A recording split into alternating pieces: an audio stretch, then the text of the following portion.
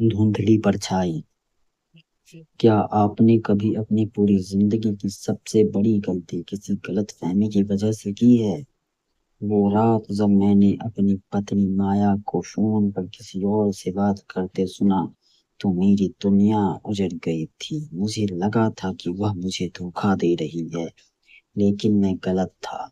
उस दिन जो सच सामने आया उसने मुझे अंदर तक तोड़ दिया। आखिर माया का वह अंधेरा सच क्या था जो वह मुझसे छिपा रही थी? रात के 2 बज रहे थे। सन्नाटा इतना गहरा था कि घड़ी की टिक टिक भी हथौड़े जैसे लग रही थी। समीर ने अपनी आंखें खोली तो उसके बगल की जगह खाली थी। उसने अलमारी का हैंडल घुमाया, जो अक्सर ढीला होने की वजह से थोड़ी आवाज करता था, लेकिन आज आज वह खामोश था। समीर की धड़कनें तेज होने लगी। उसने धीरे से ड्राइंग रूम की तरफ कदम बढ़ाए। वहां से एक धीमा मध्यम आवाज आ रही थी। समीर ठिठक गया। उसकी पत्नी माया बालकनी में खड़ी थी। वह अपना फोन कान में लगाए हुए थी और उसके चेहरे पर वह चमक थी जो पिछले कुछ महीनों से समीर के लिए पूरी तरह गायब हो चुकी थी।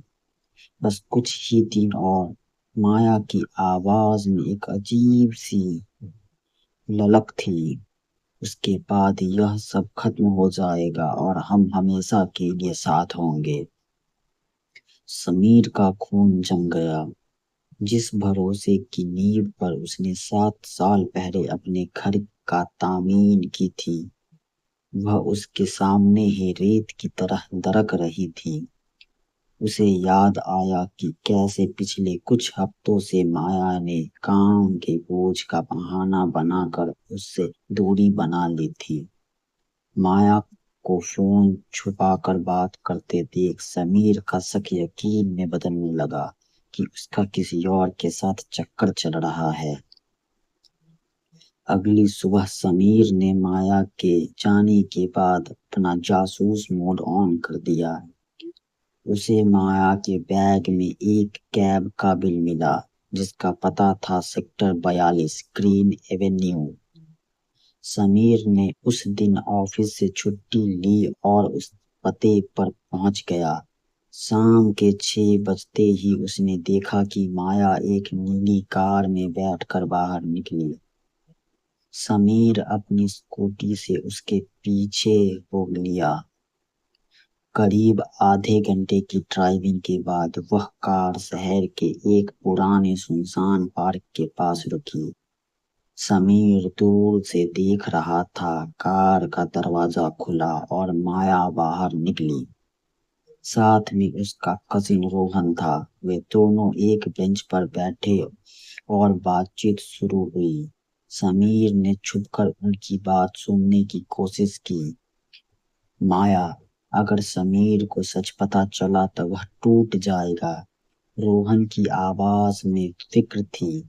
माया ने रोते हुए कहा, मुझे पता है रोहन, लेकिन बीमारी इतनी बढ़ चुकी है कि मैं उससे बताना नहीं चाहती। उसके पास बताने के लिए सिर्फ 3 महीने बचे हैं। वह भी अगर इलाज सही रहा तो। मैं उसे अभी और दुखी नहीं करना चाहती। समीर का पैर फिसल गया और पास ही के झाड़ियों में से एक आवाज हुई। माया और रोहन ने पीछे मुड़कर देखा। समीर के सामने दुनिया जैसे ठिहर गई थी।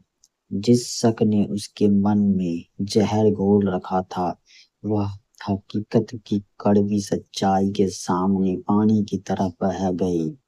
समीर धीरे धीरे उसकी तरफ बढ़ा। माया उसे देखकर जम गई। उसने समीर की आंखों में देखा। वहां गुस्सा नहीं, बल्कि एक ऐसा दर्द था जो उस बीमारी से कहीं ज्यादा गहरा था। उस तुमने तुमने मुझे इतना अकेला क्यों छोड़ दिया? समीर की आवाज फटी हुई थी। माया कुछ न कह सकी। वह बस फूट फूट कर रोने लगी। पार्क की उस शाम सूरज ढल रहा था। लेकिन समीर और माया के जीवन में अंधेरा अपनी पूरी ताकत से उतर आया था। अब उसके पास शक करने के लिए वक्त नहीं था। अब उसके सामने एक ही लक्ष्य था, उस अंधेरे से लड़ना जो उसके जीवन के 3 महीने छीन लेने पर आमाद था। उस दिन उन्होंने न केवल अपने रिश्ते का सच जाना, बल्कि एक दूसरे का हाथ थाम कर सबसे कठिन लड़ाई लड़ने का संकल्प भी लिया। Thanks for watching.